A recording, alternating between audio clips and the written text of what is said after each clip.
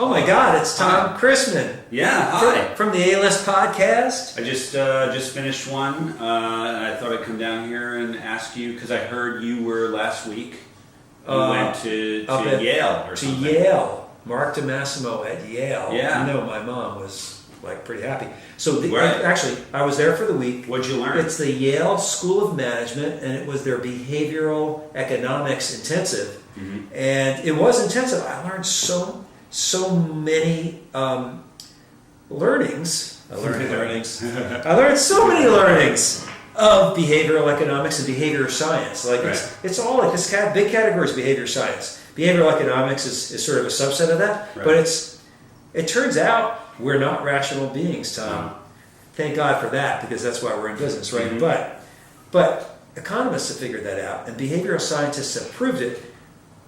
The decisions we make are really highly dependent on the situations we're in and how they're framed up to us and all that. And I just learned some amazing stuff. What are some of the things that you learned? Like, give us your top three things. Okay, well, who said begin with the end in mind? That guy who wrote the 7 Habits of Stephen Covey. Stephen Covey, yeah, great guy. It turns out he was right.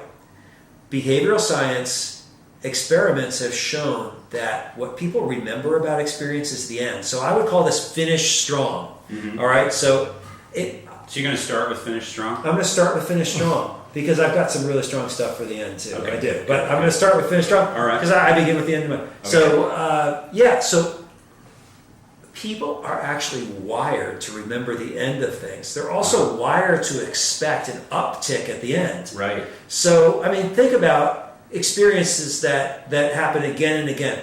You go see fireworks every year. There's always a finale at the end, right? What's a great meal without dessert at the end?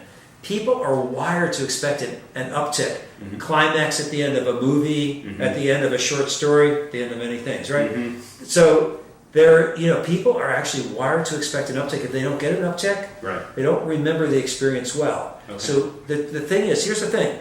Let's say you're serving a client through a process. You could be amazing through that process. You could create amazing results from that process, but if it does not end strong, it will not be remembered strong. Mm. So finish strong. That's one thing I learned. Okay.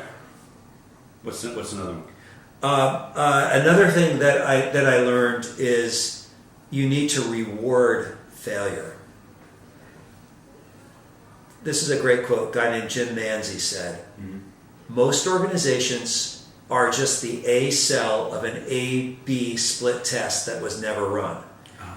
So his point was, most organizations just are what they are. They never test anything. They never learn. They don't have a growth mindset. So it's important to have a growth mindset.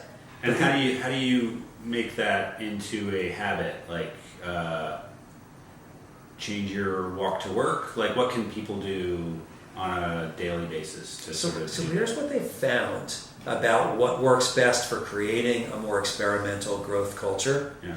It's not like one big announcement. It's one conversation at a time. Mm.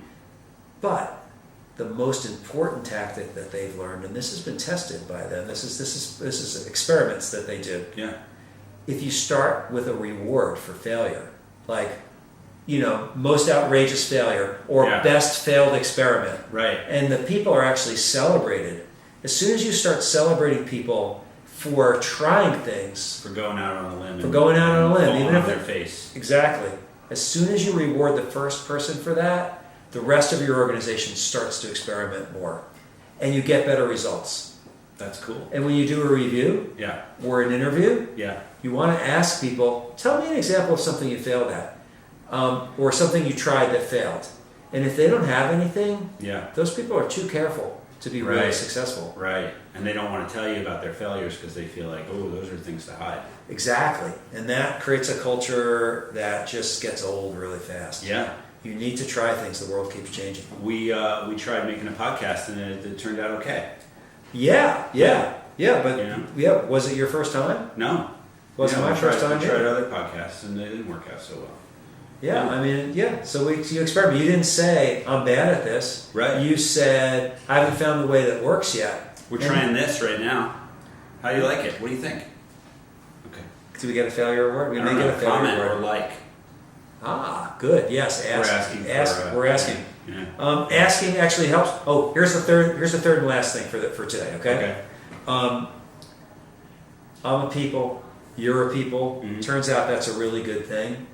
People want to personify experiences. If they have a good experience, they want to give a person credit, even if a system caused it. Oh.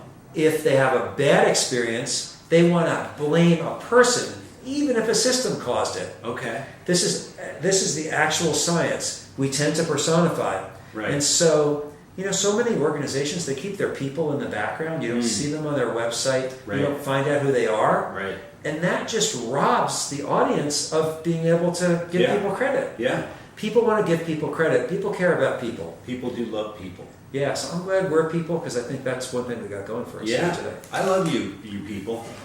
Thank you for sharing with us. And I'm really full from we had our Thanksgiving potluck. Potluck. So I'm just going to take a Pot little nap belly on from your desk. potluck. Absolutely. I got a soft pillowy thing here if you want. No? Good, you All should right. start working.